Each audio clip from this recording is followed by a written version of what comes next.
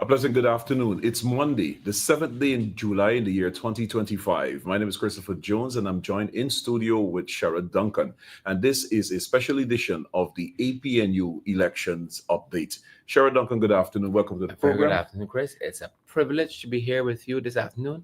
And under such very auspicious Yes. circumstances, Yes. this is now post-campaign launch. And well, Chris, I'm still basking in the euphoria of a very, very successful campaign launch. Yeah, no, I fully agree with you. And indeed, yesterday, the 6th of July, the official launching of the APNU coalition campaign, 7 political parties that are part of the coalition has now officially launched the campaign going forward. Correct.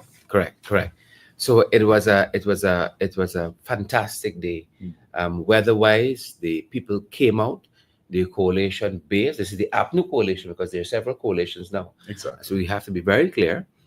This is the Apnu coalition. The folks came out yesterday for hours on end, and we had a very, very successful launch. We heard a very substantive presentation from both the prime ministerial candidate, from also our presidential candidate. This is Jurita Fernandes and Aubrey Compton Norton, respectively.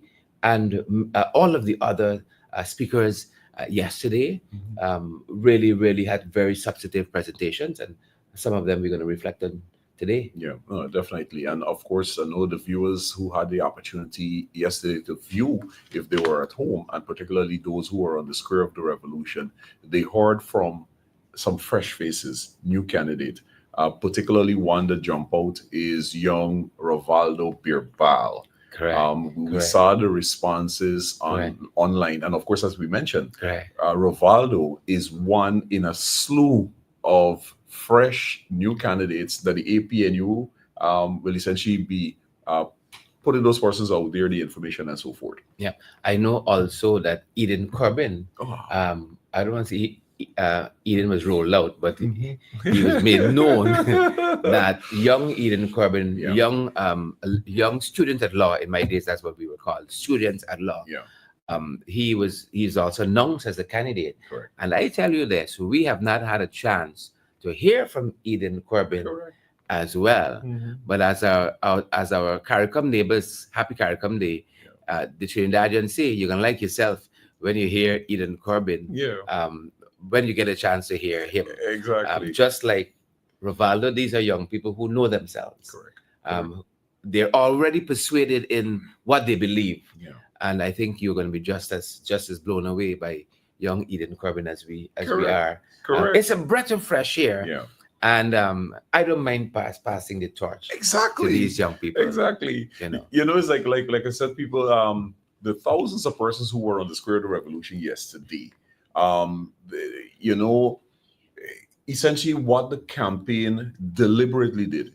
It was not by accident. It was deliberate in terms of the messaging and information that he put out.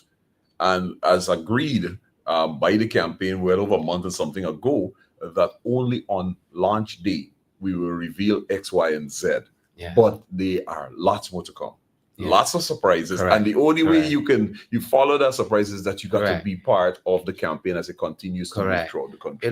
One of the pleasures of being on this side of presentations like this is knowing what comes next. Exactly. But I can't keep secrets very good. So keep that poker face, knowing what is to come. Right. Hearing people talk and say this and that, and the challenges and the naysayers and so on. I know lots of folks were pleasantly surprised by yesterday. Of course. But we got more surprises for Absolutely. the Guyanese people.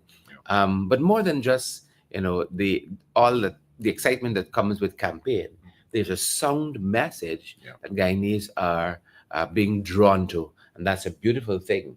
But before we get there, some other things happened during the course of today. Yes, we want to alert you guys too, and then we're gonna circle back to the campaign launch yesterday and some other issues. So, for instance, I know that the folks there in Perth and Perth Maikoni, Region 5, they were hard on the ground this morning, and I want to give a shout out to them. All of the folks who were community to community, and this is happening across Georgetown. across Guyana, rather. Yeah. But I singled out Perth because I was with them too this morning. And the guys did a fantastic job. And a little later on in the evening, those of you who are watching us are going to get a chance to see some of that and listen to the conversation from the folks in Perth. But similar engagements are being had now. This is the retail politics. Correct. This is where the election is won. It's not an election day. It's the ground game. That's right. And who has the better ground game? That's right. That's They're right. going to be successful at the September 1, 2025 poll. And we know it's going to be the green team, the dream team, folks. Correct. Yeah. Correct. And you rightfully mentioned it is a ground game. And has been the mantra of presidential candidate Aubrey Norton from inception, having won those Congress, becoming the lead of the PNC. And it has always been his mantra that the work, it has to be done on the ground. And that is why, as we mentioned just a few minutes ago, the campaign was very deliberate in terms of how it put out information, because the work was being done behind the scene, on the ground. Not the fancy look and decoration or whatnot. The people knocking on every single door across the country. You mentioned what happened this morning in Perth. And for those folks who were on the Square of the Revolution yesterday, who either came by boat, either came by road, or came by plane. For example, the folks in Region 1, Mabaruma, they left this morning via the first flight out to Mabaruma, got home, changed their attire, got in their jersey, and they were on the ground. So I don't know if they're off by now, but up to about an hour ago when I spoke with the folks in Port Kaituma, the ones who are working in Matthews Ridge and places like Arakaka, they are on the ground going house to house, door to door to spread the message. Similarly, same exercises being happened in Region 10, whether it's in Kokwani or Linden. So the folks have already been on the ground, have been on the ground for months, and they continue to do so as we go into ED. Yeah. The folks also in Kokwani, big up yourselves. They reached out to us too, and they let us know that they got in at 2 o'clock this morning. Wow. They got in at 2 o'clock this morning. They were up this morning pressing the pavement, because that is how these campaigns are won. This is how this election is going to be won. You gotta be relentless. But we know a lot of people is not as relentless as we are. I mean, this is what we sleep, eat, dream.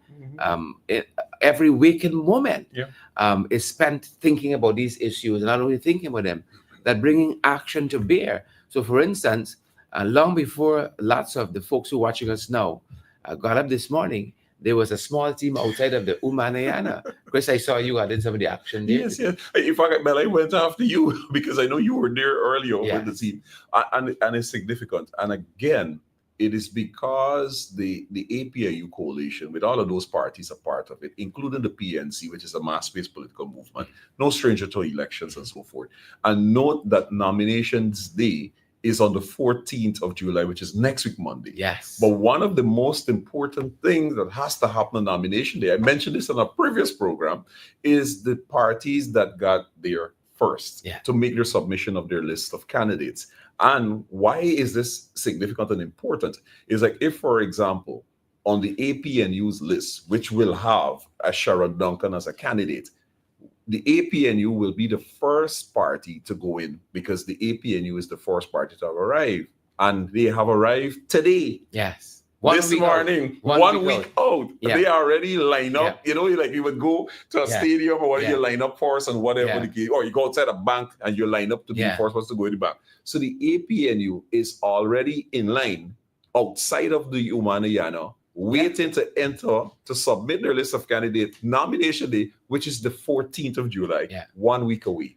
And those persons are going to be sleeping, eating, rolling, everything right outside there. And we're going to be joining them too periodically. Folks, if you're going to be in that area, please honk your horn, stop, say hello. They're going to be there round the clock for the next week. Correct. Now, folks, we ready. Exactly. and that's not just holding this. Exactly. Not just holding this. Exactly. You know, what Aubrey doing, what PNC doing, what Apnu doing, you can find out. Ready. And that's one of the important things in all of this, because what I love about Aubrey Compton Norton, is that he holds his cards close to his chest. Yes. You know, he's not swayed by the frills and the drills. You know, and every now and again he peep in those cards, and that's why we saw, you know, quite recently. Just a little thing, a little play, and people start getting excited and saying, "Oh, master stroke," Yes. and all of that. Yes. The bottom line is, in saying that this is about ground game, really and truly, what this is about is strategy, Exactly. and you have to have strategy. And folks, we got a couple of things, as Chris says, a couple cards left unplayed. Correct. Y'all don't tempt us, eh? And I think I said that the spirit, you would be shook it. You would be shook it. You'd be shook at. So for all the folks who are out there working hard, we see you guys. Perth, the folks at Kokwani, the folks at, you call a couple places, Chris, all over this country, there are teams of green working. We see you guys, and we give you guys a shout out. We salute your hard work, folks, and we can be joining you all too. Exactly. And for those who want to be part of the campaign, irrespective of the region that you reside, you note the various campaign offices across the country. Those of you in Georgetown or Region 4, there is Congress Pacifier. There are the folks that you know them. The doors are open. We are collecting the volunteers now. You just make contact, you share, submit your contact information and so forth to be part of it. Note you have also in operation the Youths for Aubrey Norton. That group, so if you are a young person, you're desirous of being part of the youth aspect of the campaign, that group is there. The Women for Aubrey Norton, they too are very active. I think in a couple of days, they're supposed to be hosting a major fundraising event and so forth. Those folks in the diaspora, I did mention that several of them arrived in country as recent as, I think a few missed the rally, arriving this morning, but they started coming in last week. So they're here to spend the next 2 months thereabout with us to be part of the campaign. This is the time. Now is the time when people will start coming out to be part. If you are desirous of staying in the background, because we know the situation we're in a country in which it is run by a government that is essentially a dictatorship. We are in a dictatorship, and we are quite aware of those particular public servants and so forth who had expressed an interest and want to be part of the rallies and so forth. And we saw you last night. Thumbs up to you. You were way down in the back. I think those were the groups way down into like the Hatfield Street area and so forth. We saw you, and of course, we commend you for coming out. We know the constraint, we know the difficulty, we know the challenge, we know the fear. It's a bread and butter issue, and we are aware of the threats that many public servants receive in all of those various ministries. And what we ask those folks to do is you give us the name. We want to know the name of the supervisor, the manager, whoever is in charge of your department that issued those threats to you. We want to know the name. We want to make them famous. We want to make them famous. And I also know there was a team doing a fundraiser today, the green team in Bartica. I know they were doing that, and we see you guys as well. But you mentioned about bread and butter issue, and before we wrap up this update, the campaign update for today, coming out of the various presentations last night, as we said, whether it was Ganesh Mahi Paul, then one of the next vice presidents, I think you're allowed 3 in any government, about 3. One of the next vice presidents, Jarita Fernandes, our prime ministerial candidate, and our presidential candidate, Aubrey Norton. And the other person, Dr. David Hines, also had a very, very substantive presentation, all going to bread and butter issues, because if it's anything, people in this country are hurting economically. And that is why we've seen, in spite of the few roads that have been built and the bridges and so on, that there is such an exodus away from the PPP. And people understand how the incumbent, how they are vindictive. And so some are reluctant to come to the front. But a lot of business people want to see the backs of the PPP because they understand that in any iteration of the PPP government, it is always a small cabal alone who benefit. And that is why from the leader's presentation last evening, Mr. Norton's presentation, he was very, very strong on good governance and anti-corruption, denouncing that we have become one of the most corrupt countries in the world, and calling on all of us to join hands in rooting out corruption, saying that the oil revenues are a public asset to be shared equitably, and describing the PPP style of governance as a brazen kleptocracy, benefiting friends, of course, and insiders. And what this campaign says is that friends had their time, favorites had their time, family had their time. This is the PPP. It's time for you, Guyana. Exactly. It is time you get your share of this largesse, because up until now, you've been denied that. We've been promised a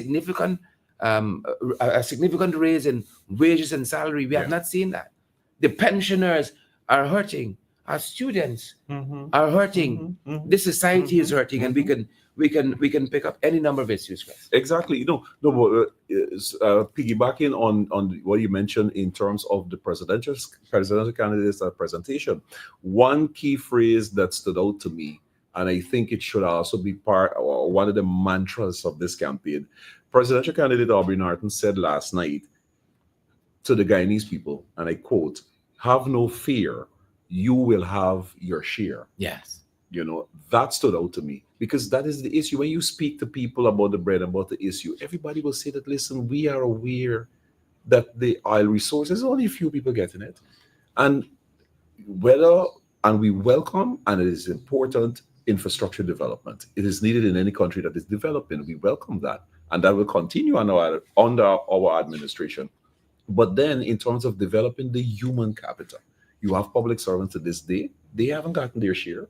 The police officers, they haven't gotten their share. The teachers, the nurses, the so forth, they haven't gotten their share. The average young person still can't afford to pay huge sums of money for a plot of land to do a construction. They haven't gotten their share. People who got land acquired for a number of years can't even begin to construct. You haven't had your share. And that is what the presidential candidate of the APNU, Aubrey Norton, is saying to you, that you should have no fear.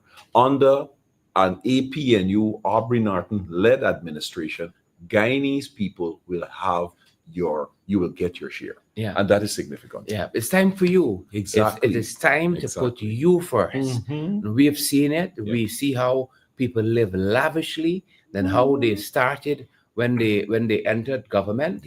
And the big houses that were built, ministers own apartment buildings. They live a lifestyle that the rest of you could only dream of. I've seen a minister in Region 6 build a lavish home. They drive the best. They're driving the Hummers and the this and the that. And I saw another minister in Region 3. He built a sprawling estate. I mean, this is like unfathomable. But it's time for the Guyanese people. You've been given the very short end of the stick. And one of the other things I heard Mr. Norton say last night, presidential candidate for the Apnu coalition, is justice for our children and respect for the rule of law, saying that there will be an international investigation into the death of Adriana Young within 100 days of assuming office. Now, that brought back so much trauma for me personally. We know Adriana Young was not in that pool, and I am already persuaded in what I believe, but there ought to be a thorough investigation. And that is our pledge to the Guyanese people, that within 100 days of taking office, there will be such an international investigation. He is also, in that presentation last evening, accused the PPP of repeatedly covering up high-profile crimes, and we can go through so many of them. We know some of them by heart. The Henry Boys is one of the most telling. Both mothers have now passed away, and stones still have not been turned.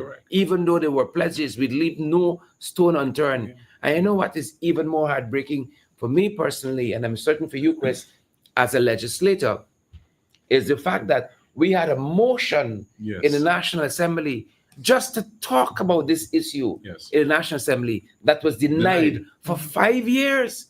Because I don't know how many Guyanese remember, but the Henry Boys happened in late September of 2020. That motion in the National Assembly was blocked for 5 years. Yes. The life of the National Assembly has now been ended, which means that motion is dead. Correct. Correct. For 5 years. For 5 years. That's very telling. Yeah. So justice for our children. There's been such an uptick in missing children in this country. Every day, Yeah. some child Yeah. goes missing. Yeah. You know, our children are not getting the best. There are a few who excel and do tremendously well. You know, we're thankful for them. They are kids. But we want all Guyanese children to be put first. And we also heard the leader of the opposition, the presidential candidate for the Apnu coalition, criticize the commissioner of police, Yes. who seem not to be in control of the Ghana police force by any measure. Folks, we need to see the back of this commissioner of police. And it's only going to be done under an Apnu AFC government. He's been too complicit with some of these officers. We understand that you have some very, very professional people in the Ghana police force dedicated to the profession of upholding, you know, all of the tenets that they swear by as servicemen and women. Yeah. But this commissioner, my lord, Yeah. It leaves much to be desired, Chris. You know, a lot too, as we mentioned about it, but and the presidential candidate mentioned this last night, and I think Jarita, subject to correction as well, the prime ministerial candidate made mention, and that is the weaponizing of the Guyana police force. And not only the weaponizing of the Guyana police force, there's also the Guyana Revenue Authority, but we'll stick with the Guyana police force for now. And as the presidential candidate mentioned last night, those are among the issues that we have. Because, for example, when you had the night after the autopsy, the Guyana police force, within a mere 12 hours, were able to issue wanted bulletins for a slew of persons, and attribute them or their action to terrorism. And when there is a major crime, like when you had the shooting of paper shards outside of the main street there, the CCTV cameras suddenly are not working. Similarly, when you had, just after the PPP came into office, and you had that massive shipment of cocaine that left Guyana, that actually had to been taken to the wharf via some Belgium. There's the Belgium, Exactly. one of the biggest cocaine busts we've had. The cameras suddenly not working.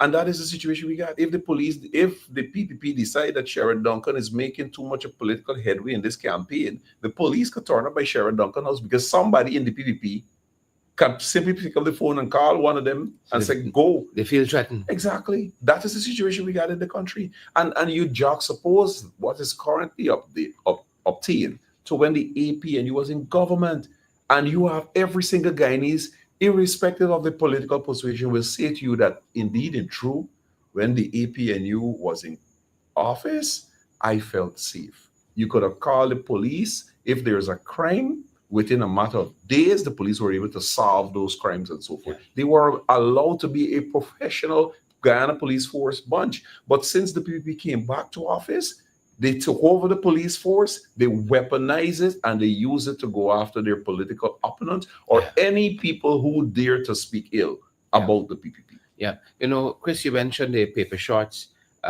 issue. Now, that happened just a distance from the official residence of the president, the official resident of the president, residence rather, of the president of this country. This is right on Main Street. It's one corner away. And again, you heard pledges that we're going to get to the bottom of this, and we're still waiting. Correct. But we want to put the security of each citizen of this country first. And you know, if we're being honest with ourselves, under the last administration, we were working on that. Exactly. Right. As Chris articulated, all of those other issues, crimes were being solved. People felt more secure. Correct. You know, I always remember one night leaving work and heading up South Road, and there was a couple, a Chinese couple walking hand in hand. It was around 8 o'clock down South Road. You know, you can't do that now. Exactly. 8 o'clock at night, you alone on South Road or any other road in this country. Exactly. You put yourself in some trouble. But we want to go back. We want to have the freedom. You should have the freedom of your city, of your neighborhood, of your communities. You don't have that now. Correct. Right? And so these are just some of the issues that we thought we'd share with you. And just in case you missed the candidate also had a tremendously substantive presentation. Now, this is near and dear to my heart because Dorita is a parliamentary colleague of ours. She's of our generation. Correct. Maybe closer to you than to me. But Dorita is what one poet says is the hope and dream, of all of us. You can say we don't like young people. Correct. Dorita fits the bill on so many levels. A mother, right? A woman, a mother. She is indigenous. She is bright. She's articulate. We were talking about Eden Corbin and Rivaldo and young people leading this thing from the front. So here is Aubrey Compton Norton believing in young people, not just in talk, but in his running mate, his partner. Correct. And listening to Dorita last evening, I had a little ontological shift, I think is the phrase. Here is a friend and you're celebrating her having come to this point in her political career.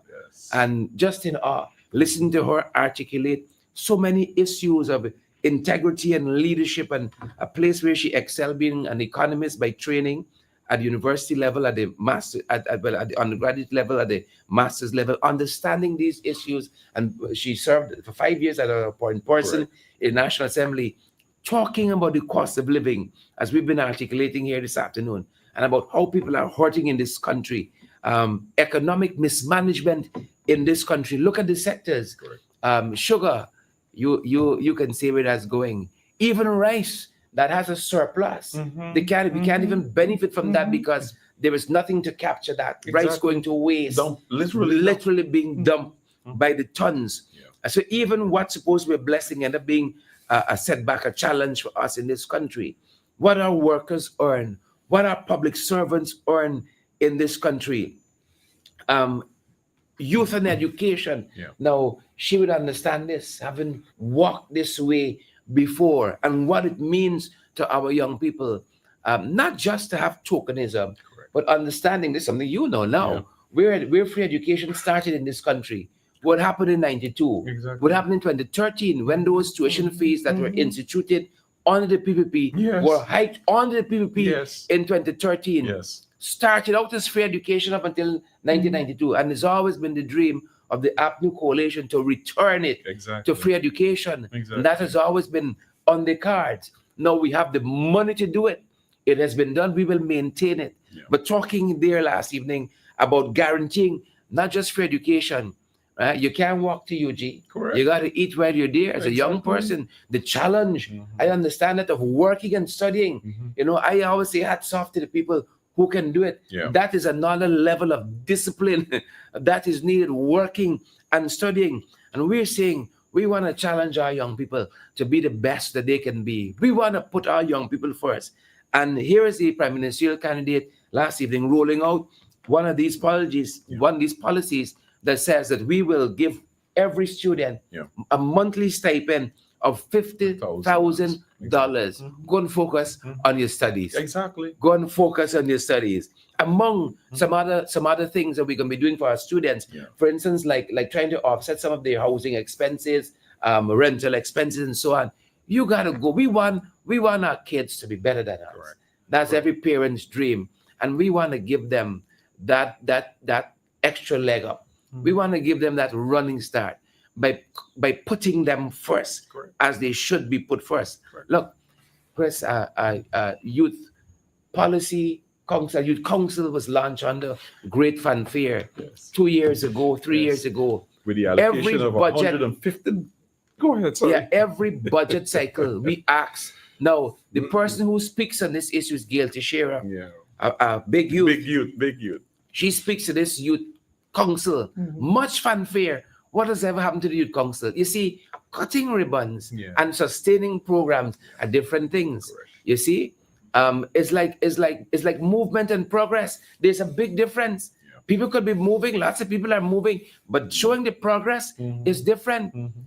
Saying you can make sugar great again and actually making sugar great again is different. Now them boys say they're getting sugar from cassava, they're getting sugar from hemp, They're getting sugar from soy because all these areas now, the same guy sugar going into Yeah. all these areas, Yeah, yeah. right? So certainly they must be getting cassava sugar, hemp sugar, and so Yeah. on. Who knows? But clearly sugar has not been made great again. And it's not sweet. And Yeah. it's not sweet. Bitter sugar. Mhm. Bitter sugar. So it was very rewarding hearing the Prime Ministerial candidate, Jury Finance, articulate this issue.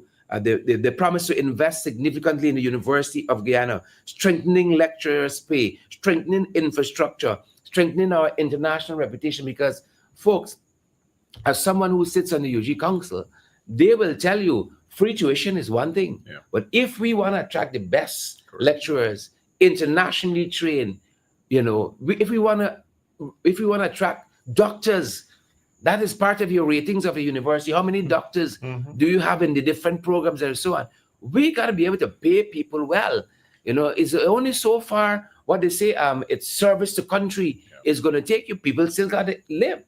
Lecturers got families too. Correct. We're putting lecturers first. We're putting students first. We're putting the University of Guyana first. And it's not only limited to the University of Guyana, but every other tertiary institution in this country as well. These were just some of the issues that were featured in Prime Ministerial candidate Rita Finance presentation last year. And she also touched on senior citizens and children, Correct. as well, to ensure that the senior citizen, in terms of the pension, these are some of the commitment that the PPP made in the 2020 elections. Or once we go in, they spoke about 50% salary increases to public servants, for example, and so forth. And it is the commitment of the APNU that the senior citizens will receive a substantial amount of pension per month. There is also the assistance to the assistance to parents with young children of $120,000 per year. That is going to be provided to them. Now, having been in office for 5 years, access to the oil resources, and the PPP is yet to make any of these commitments that they made a reality. And it is just we would call a cloak and dagger. Yeah. It is nothing else behind it. It is just a fanfare. You spoke about the ribbon and cutting event. Someone said to me last night on the square that the biggest thing for the PPP, the biggest investment is in the ribbons, right? It is in the ribbon, because once the cutting is done and all the fanfare is over, there's nothing else behind that comes with it. So senior citizens, children, you mentioned the education sector and so forth. These are all of the programs in which the APNU in government will be ensuring that the oil resources are spent in that direction. Picking up on the same theme from presidential candidate Aubrey Norton, she spoke about transparency, reform, anti-corruption. I remember when a former ambassador, Siran Lynch, spoke about corruption. It was Anti-Corruption Day, I think 3-4 years ago. The only thing she could have pointed to were corruption measures under the last government that were implemented under the last administration, and she was begging pretty much the incumbent to pursue anti-corruption measures. They have done a couple events to say we've talked about this thing, share out flyers and so on, but no real emphasis has been put on anti-corruption, and we know why, because they would be caught, in their own nets. But significantly, as it relates to the same anti-corruption, which is a program and an activity by the Minister of Governance, Gail Teixeira, on the day of National Anti-Corruption Day. And in the Parliament of Guyana, when attempting to make reference to the program that was had by a minister, we were restricted to do so. So even mentioning the word in the Parliament, corruption, anti-corruption, or anything related to it, you cannot do. Yeah. So the minister also, the prime ministerial candidate also spoke to culture, sports, and identity. Yeah. And we learned recently that part of this shake-up, because we're told that Charles Ramson has performed so poorly. We're being told that he's been now pulled from cultural events, from dealing with this culture aspect of his very ministry, because the showing has been so poor. Now, this is not only limited to Mr. Ramson, but across the board. But this team, the Apnu Coalition, offers a people-centered governance to put you first. As we've said, everybody, the cabal, the small cabal, they've had their time. The friends, the family, the favorites, and even the flatterers, they've had a piece of the pie in mind. They took a lot. Yeah. The promises have fallen short. Yeah.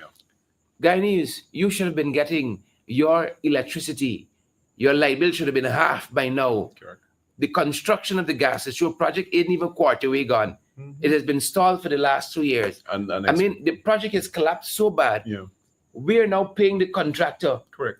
for not proceeding proceeding with the project. with the project, Mhm. and we're paying him heftily. Yeah. We're paying the contractor as much as we're paying the lobbyists, Mhm. in Washington Mhm. to spread lies about the Apnu coalition. Yeah. Could you imagine that? The same lobbyist group in which the attorney general denied the existence, as well as the president denied the existence, Yes. and then the vice president come out and confirm that we pay in this group. Yes. Imagine if those monies were to come back into the pockets of our young people. Exactly. 50,000 US a month. Exactly. So between two organizations that might be paying this company, because they're now they are now in breach of contract. Yeah. And as part of the clause for this company that is a contractor for the oil and gas project, for every day that the company is not proceeding with its work, we have to pay the company. You. So then they're being paying. paid for doing nothing. Exactly. And then we're paying lobbyists. Mhm. Guyanese, This is the bright it's people. time you all are paid. It is time you all are paid. Yeah. Do you know what is the salary for the CEO of Gaisuko that hasn't produced an ounce? I heard the leader say last evening, Mr. Norton, haven't produced an ounce of sugar profitability over the last 5 years. Yeah. He gets about 30,000 US a month. Mhm. How much do you get? Correct. It's time for you. Correct. And this team, the green team, Yeah. we want to put you first. Yeah. Everybody had the time, Yeah. the chance. Mhm. It is your time now. It is time for your family. Correct. We're going to put your family first. Yeah. We're going to put your kids first. Correct. We're going to put you first. Correct. You know, Cheryl, when you mention, when you remind us about people and the salary who getting paid to do absolutely nothing. We just touching the tip of the iceberg. The amount of friends, family, and favorite and flatterers of the People's Progressive Party Civic. For example, in several of those ministries, you have ministers who have advisors who are all PPP party members receiving nothing less than $500,000 and $600,000 per month to do absolutely nothing. Yeah. These advisors don't advise on anything. They just have the position, and at the end of the month, your taxpayers' dollars go into their bank account. Correct. That's what they're doing. Also, we've seen, as I said when we started, this trend of ministers owning apartment building. That's the latest fad. Spread. And you spoke about that. And this is apartment buildings that they went into government owning. Exactly. This is since they've become ministers. Exactly. Ministers own businesses that supply the government with services, with products and services. Minister's son Yeah. and the sweet woman got contract from the state government ministry that the minister's in. Yeah, I mean, you're tip of the iceberg. Correct. Folks, they've had a fair chance. You give them a fair chance. 5 years. 5 years is a long time. Has your life improved in 5 years? Without oil money, salaries were raised every year under the last administration. 77%. That's just one issue. Cumulatively, 77% over 5 years. Your life's better now, folks. The inflation rate was 0.9 when the last government left office. The inflation now was hitting 10-15%. That's why you're paying more in the marketplace. And that is why, even though you get a couple cash grants very irregularly, you have to join lines, climb on people's head, box people shove you, cover your belly, all that. For a little cash grant that you got to go to the doctor now, get your eye fixed, your broken arm and all of that. Folks, that thing has to be regularized. And that is what we're going to do to put you first. Every month, every 3 months, whatever the consistency rate, you should see that reflected in your bank account. Not have to go and stand up in no line for no cash grant. You got to stand up in a line for your pension. Stand up in a line for cash grant. Stand up in a line for sugar. You remember just recently, sugar was being rationed. You couldn't go in the shop and take a 2-pound pack of sugar. Exactly. What have we come to, folks? It is your time.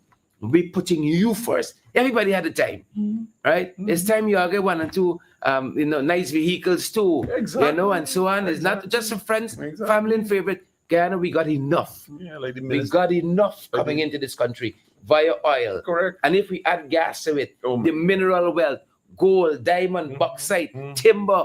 We got enough. We ain't gone into livestock, fisheries and livestock. And folks, we got it in this country. Diamond, We are a gold, blessed timber. country, but we got poor leadership Exactly. managing this country. It is time you guys are first. Exactly. Listen, the time is now. It is.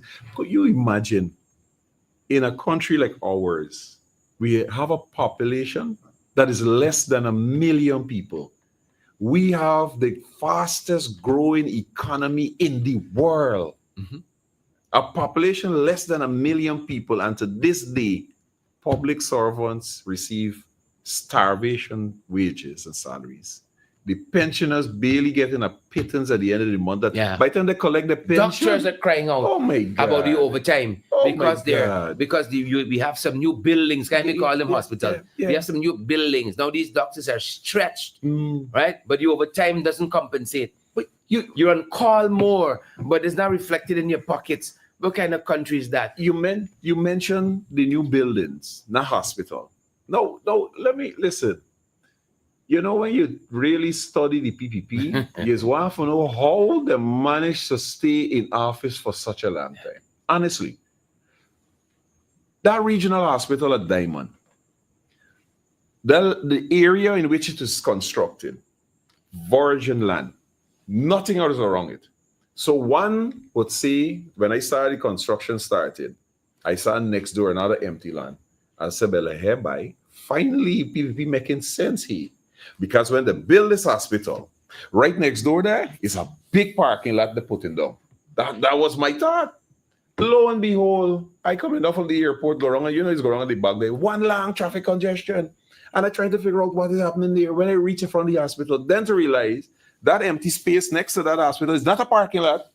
And everybody who's going to the hospital struggling to find parking at some part of the road, the shoulder of the road. Then there's a Chinese supermarket. It's not a Chinese billet. It's somebody, friends of the PPP, who get the land across the road because it's strategically located. And they construct this big supermarket. And then you got people who go into the supermarket. It is the weirdest thing. And it tells you how incompetent this government is. That you will construct a regional hospital on a main thoroughfare and not utilize the virgin land that was around there for parking.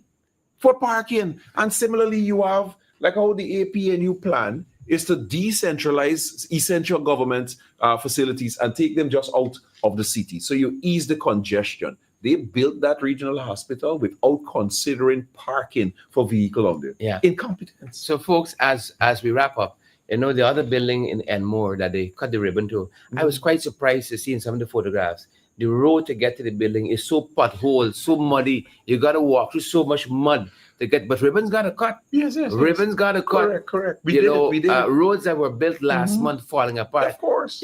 I can wait to see other people cross this new bridge, and then I can make up my mind. You remember they got to make up the numbers, They got to make up the numbers. But as we wrap up, folks, I just want to walk through some of the issues that were covered in these yesterday, and these policies that were rolled out. Good governance, housing support, the justice system, public utilities, cash transfer, agriculture, health and pay, youth and education, culture, youth and sports.